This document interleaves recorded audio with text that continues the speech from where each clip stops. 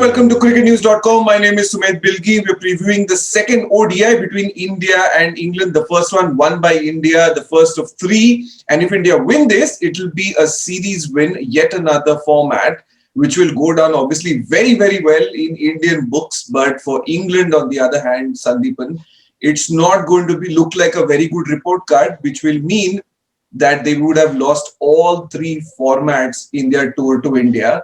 That will not go down well with England, but India will be over the moon. Yes, absolutely, absolutely. First, like they won the two out of the three series in Australia. Then, if they can win here, like 3 out of 3, then it will be an incredible achievement. But yeah, I think England will come out hard in this game. They won't. I don't think it will be an easy game for the Indian team. Yes, of course, and England did show signs of how good they are. Big opening stand when they came out to bat. They looked like they were ready to strangle India in the middle overs when India were batting as well. But India found their way back in the first ODI, Sandeepan, and courtesy of the debutants. Krunal Pandya came in, played in an innings of a lifetime, one to remember, an emotional moment as well. And then Prasidh Krishna, the way he came back after being hit initially, two very, very good signs for India in those two debutants. I think we have seen these good signs of debutant rescuing India since the tour of Australia. Seems like so our series of new India heroes will continue to grow. But on a serious note, yes, I mean India did well, exceptionally well. I mean, especially after they were like 220 for 5 or something like that. After that initial the top 3 did well. I think India lost their way a little bit in the middle overs. Then they come back thanks to Kunal Pandya and KL Rahul. Important innings, because very important. We thought that Rishabh Pant on current form he cannot be dropped, but Virat Kohli took that bold decision of playing KL Rahul ahead of Pant, and he justified his decision. And the way he hit those clean hits in the death overs, that was incredible. I mean, he was using the depth of the crease and going back against the England pacers and hitting those straight. That was some classical power hitting shots by KL Rahul. So overall, it has. But at the halfway stage, I believe that okay, fine, 318 is a good recovery. But I thought that England will probably get there, and after that, like they were 134 for no loss. I thought the game will be finished within 45 overs. But again, actually, the problem with this England team is that when they lose, their defeat looks like a very big one. But actually, their ultra aggressive approach costed their game on that night. But this is the way England play their game, and Morgan confirmed it that yes, we play our game like this and we will continue to play our game like this. There is no point losing by 10-15 runs and losing by 50-60 runs. There is no NRR over here. So it's a 3-match series. We'll either win within 40-45 overs, or we'll lose by like 50-60 runs. In the corporate world or otherwise as well, there is a case study which is always used to justify something larger. And very interestingly, Sandeepan, there is a very interesting finding. Shardul Thakur is being that one example. You look at him in the 4th T20I, he got Morgan and Stokes in the 16th over. Yeah. In the 5th T20I, he got Bairstow and Malan. Again, in the middle overs, in the first ODI, he got Morgan and Butler. All of these wickets have come in the space of a few deliveries. And they have come at a time where Shardul has been reintroduced in the attack. And sometimes or most times he's been hit for runs in the first spell. So it just shows that India have this knack of not giving up. They know that they have the belief, and these bowlers are being backed by the captain to come back and do it yet again. And they're doing that. And Shardul is a very good example in that space. Yes, I think both Shardul and Krishna, I think the pitch actually suited the hit the deck kind of bowlers. They were hitting the decks hard. They were getting that extra bounce. and under light there are some little bit of zip on the surface, which went Mm. in favor of the Indians. Yeah. Yeah, so I guess, and I think Shardul the use his slower ones, slower bouncers, the cutters Mm. very brilliantly, and showed Right. it proceed. So I guess that's and we saw the result. But I think more or less, I think the game plan was good from India's point of view. When Virat Mm. Kohli identified that there is some extra zip out of the surface, he He got it introduced back. his yeah, he introduced his pacers. He did not wait for like, okay, fine, we have to preserve him for the death overs or for the Mm. power play overs and all. But he just introduced him straight away after getting the first wicket, and England collapsed. Do you think India have now identified a certain pattern with England? Now, England on all of these occasions that we counted were going very steady. There was a partnership going, and it seemed like they wanted to accelerate even further. They were well ahead of the required run rate. They were batting really well, but at some point they wanted to accelerate even further, and that was sort of the thing that took them down. Do you think India have identified that and said, okay, in the middle overs, England look to go ahead, and here's where we will hit them back in an area where they are trying to progress? Look, England at home, they play on those pitches where there are small boundaries on English grounds, and pitches are pretty flat on all that. If you can remember the Birmingham game, World Cup game between India and England, they Hmm. started similarly. They hit Hmm. India introduced spin early. They hit the spinners. They were like 90 for no loss or something like that in the Yeah, first 10 overs. yeah. And also they continue to do that. They continue to do that in the middle overs as well. Whereas they tried the same theory over here, but again here, just because the Pacers, they did make a comeback in the middle overs, Hmm. their progress was halted. Hmm. So I guess this is the pattern. This is a very common pattern with this England ODI side. They play their cricket like this. Even if they are like 150 for two in the 20 overs, they will go for runs in the 25 first over. So that's the way they place their batting lineup. They said they were Adil Rashid bats at number 10 in this Yeah. in this And he lineup. has first class hundreds and fifties in international cricket. Yeah, 10 first class hundreds he has. 10 first class And hundreds. Yeah. so they know that we have depth. They know that we can just go play our game naturally. That's the way England plays. That's why they are they score those big scores like 350s, 400s Yeah. quite frequently, more frequently Yeah. than anyone else. But on Hmm. these kind of pitches, especially at Pune, the wicket holds a little bit. Unlike the English pitches, here there's flat. Those are the batting paradise.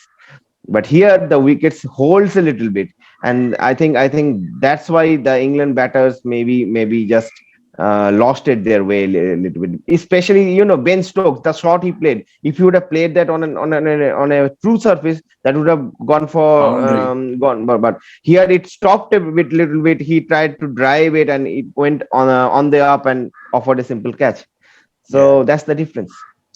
Yeah, at the end of the day, do you reckon it's important for teams to understand the surface that they're playing on, the conditions that they're playing on? Because remember, these are the exact conditions where the World Cup is also going to be played in. Now, do you think England are not helping their cause by sort of trying to stick to their tried and tested formula and say, this is how we play, as opposed to adapting to where the conditions are and where ultimately the goal is the World Cup? You want to do well there. But if you are sort of trying to stick to your formula, which is good, but not adapting to conditions, do you think that is an area where England are sort of jeopardizing themselves? I think yes. I think yes, because whenever we go to England or we go to Australia, we know that if we can play out the new ball in English conditions, Mm, then there will be runs on offer. So exactly. even if the the likes of when if we can look back in the past also, if the Pontings Australia, or when we had Yeah. Tendulkar, Sehwag and all that, we also used to play cautiously in the first 10 overs, because on Mm, English conditions ball swing, we have morning stars on English conditions, and yeah. ball swings. So Yeah. we just play out the first 10 overs, let the bowler have their say in the first 10 overs, then we'll Mm, go, the next 40 will be yours. But here in so same, England In these needs to adapt to conditions. this condition as well. I think Yeah. this England team is missing an anchor. Someone like Joe Root Mm. can be a valuable addition to this team whenever they will come back for the 50 over World Cup back in 2023. Mm. Interesting. Well, that of course is a conversation for much later. Sticking to the next ODI, Sandeep, a couple of injury concerns for India. First one that we know is of course of Shreyas Iyer. He is out with a shoulder dislocation, is what we believe. And Rohit Sharma got hit on the elbow as well while batting, and he did not take the field. What are we hearing, Sandeepan, at this point? Do you reckon this case, obviously, Rishabh Pant comes in for Shreyas? What any other changes do you think that could probably happen? Shreyas, we all know there is official update that he has been out for 4 months, so he will probably miss. He will also miss the IPL as well. Wow, big And miss. I think without playing the IPL, he won't be considered for the World T20. So this is very unfortunate for the youngster. Yeah. For yet. But I think with the keeping the long schedule in mind, India will probably rest him. There are enough options. Kale can open. Rishabh can come in the middle overs. So Mm. they have their backups ready. So I think Yeah. Rohit will Surya. probably be rested. Mm. Yeah, yes, yeah. A lot of options indeed. If you take a look at the And I squad, think, yeah, yeah, go on, go yeah. on. No, just yes. Yeah, yeah. If you take a look at the squad, right, you obviously have Shubman Gill, who is readily available, just comes in Yeah. straight away. Surya Kumar Yadav's around, and a couple of options as well. If you want to strengthen your bowling, if you want to add a couple of all-rounders in the mix, they're available as well in the form of Washington Sundar. So the options are definitely there for India to be sort of explored, and this is a good time to sort of experiment as well, right? Because you're 1-0 up in the series, and you're backing your strength and your squad to go out and do the job. Yes, I think so.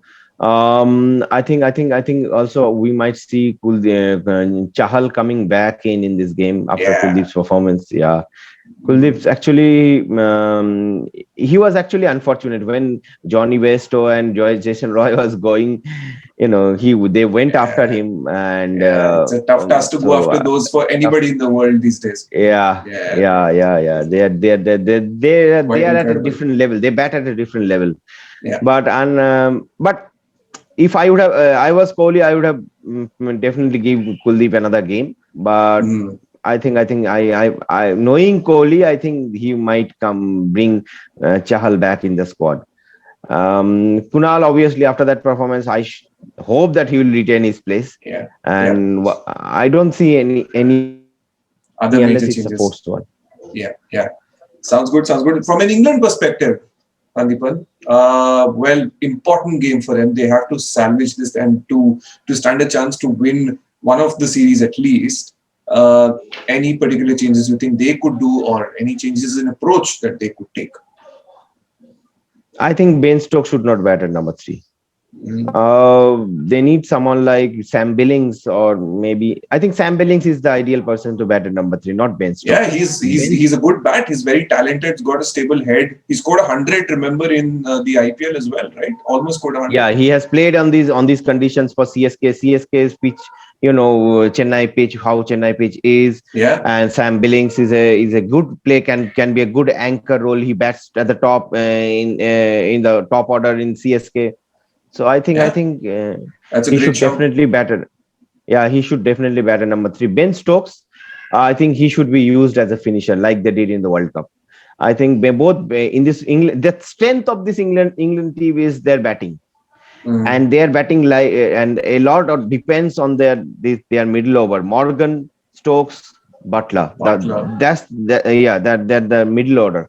Yeah. Obviously, the top is obviously John. There is Roy and Bairstow, but they need someone in the middle order as well. So I think Ben Mm. Stokes should come back in the middle order, and Sam Mm. Billings should go up.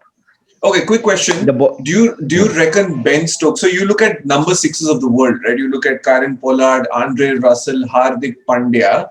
These guys can go from the word go. First ball in, out of the park, over mid on, over mid wicket. Do you think Ben Stokes is that kind of a guy, or do you think he is somebody who needs a few deliveries to get it? So you play him at 4 or 5, or do you play him at 6 or 7? Where do you think he fits in for this England team? I think he needs a few deliveries, but if he when he gets going, he will make a huge score. I can remember Ben Stokes scoring a 160 ball or 170 ball, 250 at Cape Town in a Test match. Yeah. So so I guess Ben Stokes. I think if you consider all these counterparts in different teams, I think Ben Stokes is probably is a he will last more deliveries. He will score more runs. Probably his strike rate won't be as high as probably someone like Russell or Pollard. But Ben Stokes will, if he plays like maybe 60 balls or so, he will definitely score 90 odd or even Interesting. more. It's so similar with these two teams. It's a problem of plenty. Where do you play? You've got so much talent. You want to, at times when you look at India also, you feel play Rishabh Pant at the top, give Hardik Pandya that promotion, but where do you play the others? And the same with England as well, right? You have your Morgans, your Butler and Stokes, which are a middle order, an enviable middle order, but you want to give them a little more exposure, but it's just not possible. And let's not forget yeah. 100%. Yeah, it's so condensed. It's so there is so much talent that you're spoiled for choices, but it's a problem of plenty that every team would normally not complain about too much. Sandeepan, before we wrap this preview up, anything and any particular pointers that you want to see from an India and an England perspective in the second ODI? Well, good thing is that this, unlike Ahmedabad, this Pune wicket doesn't seem like toss dependent. You can defend scores over here. Yeah. Because the kind of zip we saw in the under light, if in England bowls on those conditions, they have the kind of hit the deck kind of bowlers also. There is Mark Wood, there are other pacers as well. So they will also utilize those conditions. So I think it's a good. Thankfully, we have found a place where the game is not dependent on toss. So that's the most positive thing about this series so far for me. Yeah, it's also the format, right? 50-over cricket gives you that extra time, and that if one bowler goes for a toss, then you're not out of the game. It's 1-2 overs. You have a chance to come back. Whereas in Test cricket also, it's very difficult to come back if you lose the toss because conditions matter so much. So 50-over cricket offers something in between these two formats. People don't like it. Some people like it, but it's unique. It's a unique feature. Yeah, absolutely, it's a unique feature. I mean, I know this is nowadays we have overdose of T20s, but 50 overs cricket, I think has its own charm, and we have seen in the World Cup how competitive those games were. So I think off late 50 overs cricket has been neglected a lot by the authorities, by various teams. Now we see teams playing 5-match T20I series and just 3-match T20 ODIs. But I think 50 overs cricket, you can't take the charm out of the 50 over of an ODI. So Yeah, remember that's where the world began, witnessed white ball cricket and destructive cricket. That's where it all started. And then T20 cricket took it to another level. So obviously a lot of heroes किसी का भी overdose नहीं होना चाहिए. Exactly. किसी का भी overdose नहीं. Good balance. Maintain a good balance. At the end of the day, these are all ruled by marketing and business strategies of the world of cricket. And that's just how it is. It brings us entertainment. It also brings the economy a lot of money. End of the day, it's the cricket that matters, and the cricket has been fantastic. It's been of high quality, and it's been our pleasure to bring it to you. Of course, there's another ODI that's coming on Sunday. We'll be coming back before that as well to preview that game, hopefully with an India 2-0 lead, or not. Maybe it would be nice to have a 1-1 and then a showdown towards the end. You reckon? Maybe. Yeah, absolutely. That would be nice. Why not? Why not? Absolutely. Why do we want a dead rubber? We don't want a dead rubber. Yeah. So anyway, thank you so much for joining us. It's been a pleasure. Sandeepan Banerjee, as always, joining me. My name is Sumedh Bilgi. You're watching cricketnews.com. We'll see you soon. Stay tuned to this little last leg of international cricket before the big explosion of the IPL. So stay around.